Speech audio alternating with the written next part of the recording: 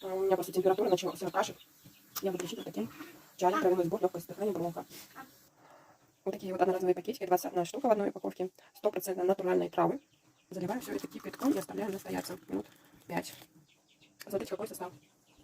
Трава математики, трава чабреца, цветки ромашки, трава шалфея, плоды шиповника и конь солодки. Вот этот конь солодки очень хорошо помогает от кашля. Даже в аптеках продается сироп из конем солодки. Именно благодаря ему мы лечим наш кашель.